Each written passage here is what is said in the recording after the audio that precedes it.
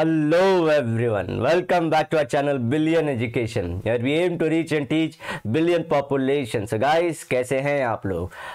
स्वागत है आपका हमारे चैनल पे।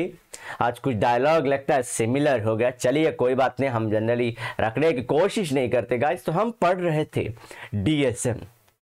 What is DSM?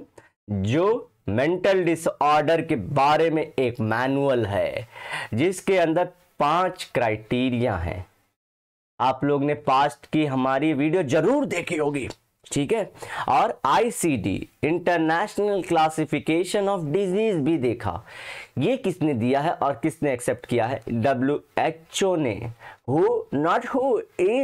It is World Health Organization. Guys ऐसे मत करिए गाइस, पूरे कोरोना काले इसी के बारे में सब लोग ज्यादा पढ़ चुके हैं, ठीक है। सो इसमें हमने देखा था कि हर एक रिस्पॉन्स को किसको पहली बात तो कंसीडर करें कि वो भाई मेंटल डिसऑर्डर है, जैसे हम लोग सोसाइटी में जान जाएंगे साइकोलॉजिकल डिसऑर्डर है वो, और किसी भाई सिचुएशन में लास्ट टाइम ने किया था कि उसे बोलेंगे। अब दो जो बाकी है criteria, that is 4th and 5th, guys ध्यान रखिए, वो है कि कौन से वाले नहीं है, कौन से रिस्पॉन्स आपके मेंटल डिसऑर्डर के अंदर नहीं आते।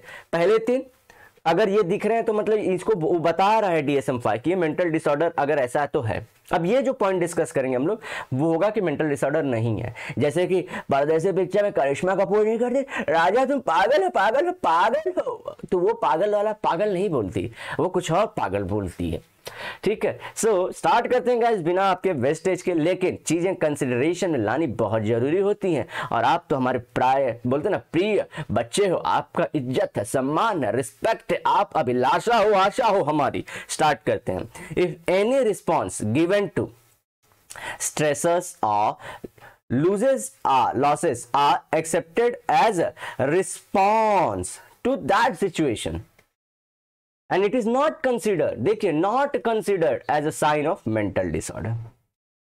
तो इसका मतलब क्या होगा? जैसे कभी कभी कोई सिचुएशन आती है जहां पे हम अपना कंट्रोल लूज कर देते हैं, तो that should not be counted as a mental disorder. जैसे कि गुस्सा हो जाना किसी सिचुएशन में, ज्यादा खुश हो जाना या ज्यादा दुखी भी हो जाना, होता है ऐसा सिचुएशन, ठीक है। सो पर्टिकुलर सिचुएशन पे अगर पर्टिकुलर पर्सन रिस्पॉन्स दे रहा है तो उसको मेंटल नहीं घोषित करना चाहिए। लेकिन हमारे डे टू डे के लैंग्वेज में कुछ लोग हैं ऐसे मार्केट में जो चीजें बोल देते हैं बच्चों को और उसे कंसीडर नहीं करना चाहिए, लेकिन हम लोग सीरियस ले लेते हैं कि मुझे पागल क्यों बोला तूने, अपने वर्ड्स वापस ले ले। तो वो सब सारी चीजें गलत है, क्योंकि नहीं बोलना चाहिए। So it should not be a response that is normally given to a common.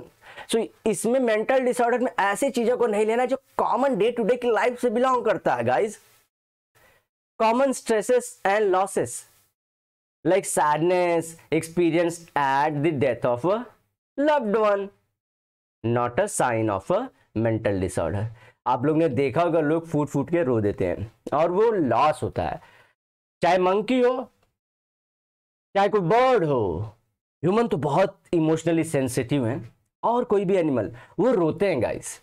आपने कभी देखा नहीं होगा, लेकिन मैंने विजुअली और ओरली भी देखा है, सुना है। जब पर्टिकुलर आप जो बोलते हैं एनिमल को, जैसे कि अगर बफेलो ले लो, उसको अगर पालते हो और बहुत प्यार से रखते हो, बिकॉज आई एम नॉट, कैसे बताऊं, हम लोग, मैं कोई प्रमोट नहीं कर रहा, मैं जस्ट बता रहा हूं कि वो ना, आप जब उसको बेचोगे ना और आप उसको बहुत खिलाए, देखो अभी मेरे को क्या मालूम क्यों गूज़बम्स आ रहे, वो रोने लगती है। जी हाँ, हमारे घर में ऐसा हुआ था। मैं पर्सनल एग्जांपल नहीं डिस्कस करना चाहता, लेकिन अब हम एंड में आ चुके हैं गाइस, 6th चैप्टर है। अब नहीं डिस्कस करूंगा आप लोगों से तो कब करूंगा। सो जब उसे आप लेके जाओ, गाड़ी में चढ़ी नहीं रही थी, वो चढ़ी नहीं रही थी, पूरे 3-4 लोग खींच रहे मार रहे उसको, फिर भी वो नहीं जा रही थी, लेकिन जबरदस्ती लेके चले गए, because we are humans, we are very intelligent. लेकिन वो भी बहुत इंटेलिजेंट निकली। उसने उस जगह पे जाके जहां उसके खरीदार ने खरीदा था, उसने वहां खाना खाना छोड़ दिया। वो रोती रहती थी दिन भर। तो उसके फाइनली खरीदार ने बोला कि भाई साहब, मांगता है तो आपने जो 1 लाख रुपए दे, जी हाँ अच्छी क्वालिटी की भैंस थी, 1 लाख रुपीज जो तुमने दिए ना गाइस, उसमें से 10-15 हजार काट के वापस कर दो, लेकिन ये भैंस को ले जाओ गाइस, ये बहुत प्यार करती है आप लोग को। उस दिन से डिसाइड कर लिया हम लोग ने, कुछ हो जाए ये भैंस यही रहेगी। अब चाहे दूध देना बंद कर दे या कुछ भी इसको बीमारी हो जाए, अब इसका जीवन मरण हमारे ही घर होगा। तो इमोशन मैं बोल रहा हूँ एनिमल्स के अंदर तो है ही, तो वो रिस्पॉन्स हुआ ना, लॉस फेथ अपना उसने खोया ना, तो हम तो ह्यूमंस है, तो हमारे में ऐसा रिस्पॉन्स आना कॉमन चीज है। लेकिन हम लोग डे टू डे लैंग्वेज में इतने कैजुअली बोले पागल हो गई है, ठीक है। तो ऐसा नहीं, वो मेंटल डिसऑर्डर नहीं है, आपको समझना है वो सब सारी चीजें।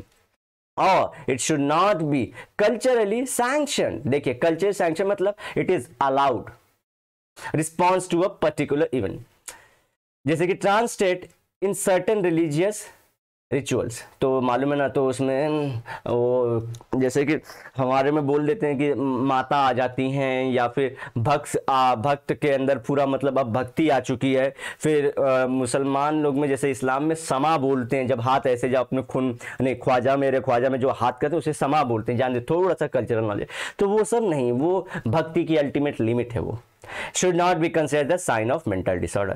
तो देखिए ये सब सारी चीजों को मेंटल डिसऑर्डर में नहीं कंसिडर करना।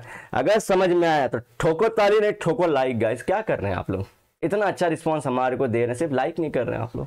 चलिए, any behaviour which is just deviant और कॉन्फ्लिक्टिंग, देखिए with the society but not producing dysfunction or distress or disability, then it does not become a sign of mental disorder। अब देखिए वहां पे हमने बोला था सोसाइटी के अलाउड, अगर सोसाइटी ने ना अलाउ किया हो वैसी सारी चीजें, तो वो क्या बोलते हैं कि देखिए अगर बंदा या बंदी काम कर ले रही है, कर ले रहा है, और स्ट्रेस में नहीं है, डिस्ट्रेस में नहीं है, सिर्फ गुस्से में रहता है या रहती है, या ये सब उसी को लेंगे ना, एक्सट्रीम लेंगे, तो उसे मेंटल डिसऑर्डर मत बोलो, वो पर्टिकुलर कंडीशन को फिर से रिस्पॉन्स है उनका।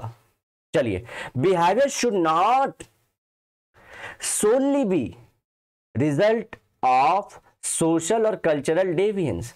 मुझे पसंद नहीं है, अगर मुझे पूजा पाठ पसंद नहीं है तो मैं पागल नहीं हूं दिमाग से, समझ रहे बातें। पूरा कल्चर, मैं तो पूजा पाठ लेगा, कल्चर तो अलग है, फिर भी समझे मेरे कल्चर में जीन्स पहनना अलाउड नहीं है, अब मैं जीन्स पहन लिया हूं, सो मैं दिमाग से पागल नहीं हूं, समझ रहे बातों गाइस, समझ रहे।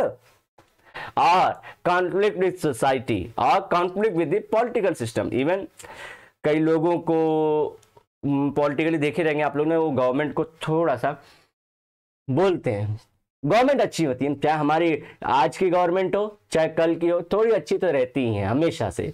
कोई भी पॉलिटिकल सिस्टम में कोई भी परफेक्ट नहीं होता है। तो आज जो हमारे prime minister, respected prime minister Modi ji हो, या कल के जो हमारे थे मनमोहन सिंह जी थे, उनके पहले बहुत से सब अच्छे काम करते हैं, और कुछ खराब काम भी पब्लिक के हिसाब से हो ही जाता है।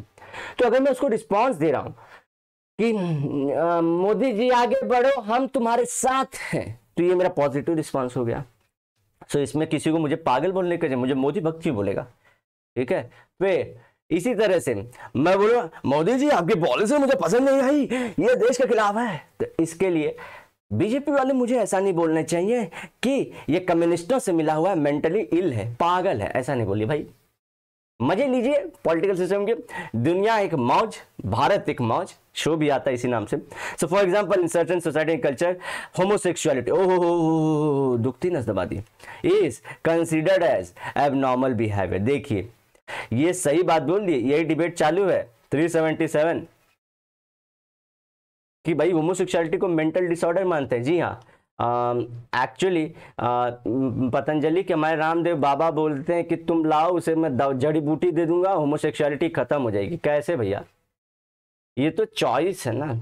चलिए, but according to DSM-5 it is not considered as a sign of disorder. Guys make sure आप सारी चीजें समझ पा रहे हो। चलते हैं आगे।